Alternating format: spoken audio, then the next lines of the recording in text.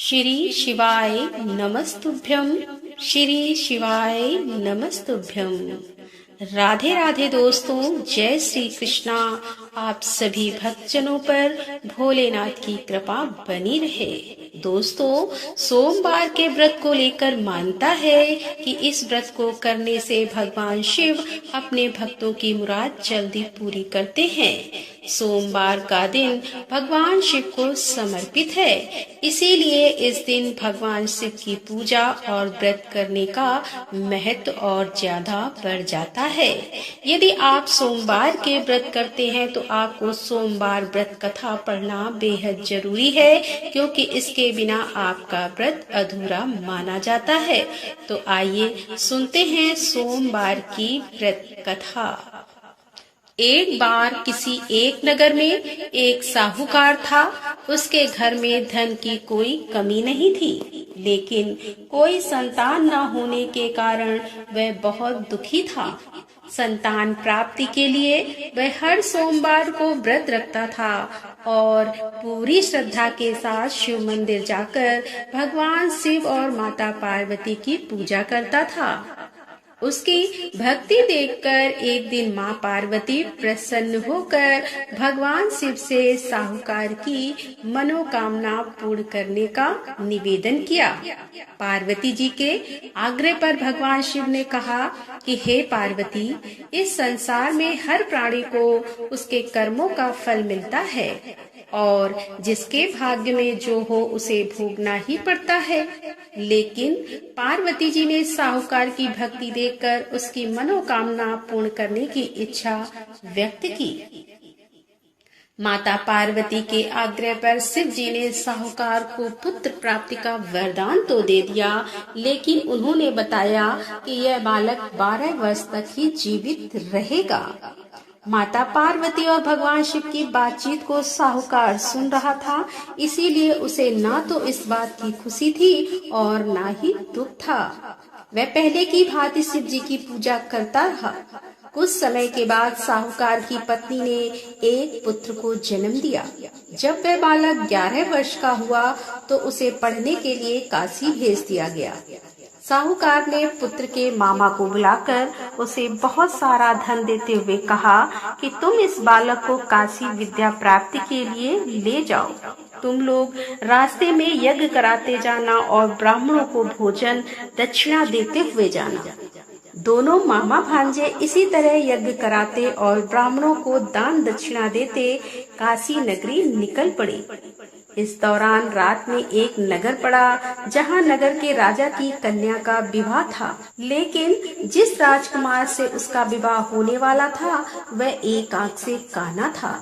राजकुमार के पिता ने अपने पुत्र के काना होने की बात को छुपाने के लिए सोचा, क्योंकि ना उसने साहूकार के पुत्र को दूल्हा बनाकर राजकुमारी से विवाह करा दूं, विवाह के बाद इसको धन देकर विदा कर दूंगा और राजकुमारी को अपने नगर ले जाऊंगा। लड़के को दूल्हे के वस्त्र पहनाकर राजकुमारी से विवाह करा दिया गया। साहूकार का पुत्र ईमानदार था, उसे यह बात सही नहीं लगी, इसीलिए उसने अवसर पाकर राजकुमारी के दुपट्टे पर लिखा कि तुम्हारा विवाह तो मेरे साथ हुआ है, लेकिन जिस राजकुमार के संग तुम्हें भेजा जाएगा वह एक आंख से काना है। मैं तो काशी पढ़ने जा रहा हूँ। जब राजकुमारी ने चुन्नी पर लिखी बातें पढ़ी तो उसने अपने माता पिता को यह बात बताई। राजा ने अपनी पुत्री को विदा नहीं किया, फिर बारात वापस चली गई। दूसरी ओर साहूकार का लड़का और उसका मामा काशी पहुँचे और वहां जाकर उन्होंने यज्ञ किया। जिस दिन लड़का 12 साल का हुआ उस दिन भी यज्ञ का आयोजन था। लड़के ने अपने मामा से कहा कि मेरी तबीयत कुछ ठीक नहीं है। मामा ने कहा कि तुम अंदर जाकर आराम कर लो। शिव जी के वरदान के अनुसार कुछ ही देर में उस बालक के प्राण निकल गए।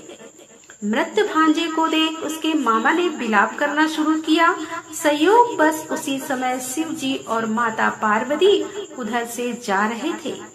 पार्वती माता ने भोलेनाथ से कहा कि स्वामी, मुझे इसके रोने के स्वर सहन नहीं हो पा रहे हैं, इस व्यक्ति के कष्ट को अवश्य दूर करे। जब शिव जी मृत बालक के समीप गए तो वह बोले कि यह उसी साहूकार का पुत्र है जिसे मैंने 12 वर्ष की आयु का वरदान दिया था। अब इसकी आयु पूरी हो चुकी है। लेकिन म्रात भाव से विभोर माता पार्वती ने कहा कि हे महादेव, आप इस बालक को और आयु देने की कृपा करें, अन्यथा इसके वियोग में इसके माता पिता भी तड़प तड़प कर मर जाएंगे। माता पार्वती के पुनः आग्रह पर भगवान शिव ने उस लड़के को जीवित होने का वरदान दिया। शिव जी की कृपा से वह लड़का जीवित हो गया। शिक्षा पूरी करके लड़का मामा के साथ अपने नगर की ओर वापस चल दिया।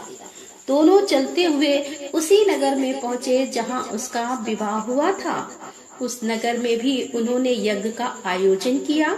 उस लड़के के ससुर ने उसे पहचान लिया और महल में ले जाकर उसकी खातिरदारी की और अपनी पुत्री को विदा किया।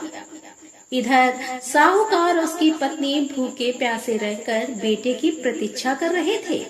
उन्होंने प्रण कर रखा था कि यदि उन्हें अपने बेटे की मृत्यु का समाचार मिला तो वह भी प्राण त्याग देंगे। परंतु अपने बेटे के जीवित होने का समाचार पाकर वह बेहद प्रसन्न हुए। उसी रात भगवान शिव ने साहूकार के स्वप्न में आकर कहा कि हे श्रेष्ठ जी, मैंने तेरे सोमवार के व्रत करने और व्रत कथा सुनने से प्रसन्न होकर तेरे पुत्र को लंबी आयु प्रदान की है। इसी प्रकार जो कोई सोमवार व्रत करता है या कथा सुनता है और पढ़ता है, उसके सभी दुख दूर होते हैं और सभी मनोकामनाएं पूरी होती हैं। तो बोलो शंकर भगवान की जय, बोलो माता पार्वती की जय। तो दोस्तों, कैसी लगी आज की ये कथा?